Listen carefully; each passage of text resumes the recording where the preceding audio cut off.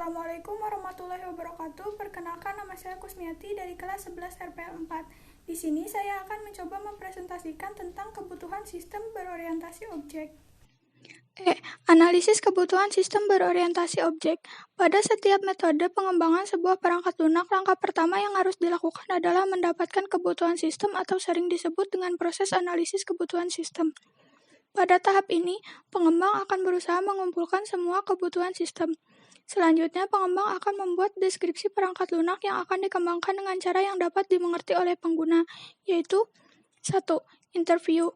Interview merupakan salah satu cara yang paling sering digunakan untuk mendapatkan kebutuhan sistem. Proses ini memungkinkan pengembang dan pengguna berinteraksi secara langsung dan menggali fungsi-fungsi yang diperlukan oleh organisasi dalam sebuah perangkat lunak. 2. Melakukan diskusi. Cara lain untuk mendapatkan kebutuhan sistem yang dibangun adalah dengan melakukan diskusi. Diskusi dilakukan antara tim pengembang dan tim pengguna. 3. Pengamatan lapangan.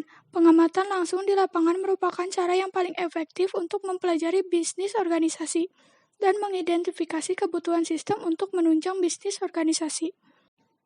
F. Memahami proses bisnis organisasi. Proses bisnis adalah rangkaian aktivitas yang dilakukan dalam organisasi tertentu. Aktivitas-aktivitas ini kemudian menimbulkan kejadian-kejadian yang lebih dikenal dengan istilah event. Setiap event dapat dijelaskan sebagai berikut. 1. Event operasi adalah aktivitas dalam sebuah proses bisnis yang dilakukan untuk menyediakan produk atau jasa kepada pelanggan. 2. Event informasi adalah aktivitas yang mencakup perekaman data tentang event operasi, pengelolaan dan pemeliharaan data, serta pelaporan data menjadi informasi yang berguna bagi manajemen dan pengambil keputusan. 3. Event pengambilan keputusan atau manajemen adalah aktivitas manajemen atau pengambilan keputusan lainnya, membuat keputusan tentang perencanaan, pengendalian, dan evaluasi proses bisnis yang ada.